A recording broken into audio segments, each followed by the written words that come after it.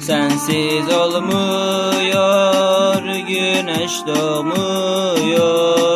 Dört duvarda günler geçmiyor.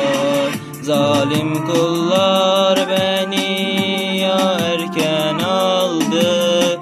Ezdi eliyor be Seyyidi dayı. Zamanımı boşa harcadın, benim yalanmış o sözlerin, dönme bana istemem sen orada kal. Yalanlarınla sevgiler yalanmış, söz konuşma sıra bende, dinle kızım ben seni severken. El oldum başkasına, şimdi söylesen bana sen mutlu musun arada sana? Benim gibi bakıyor mu, ellerini tutuyor mu, benim gibi gözlerine bakıyor mu, bakmıyor değil mi? Seninle oyuncak gibi oynayıp gönderecek bana gülüm.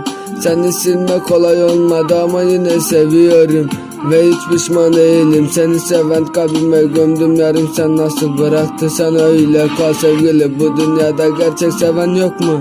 Sen gitmeden her şey güzeldi. Bahçemde açan güller gülerdi bana. Kokun sarıyordu beni, sen şimdi yoksun, her şey yıkıldı an başıma. Sensiz olmuyor, güneş doğmuyor.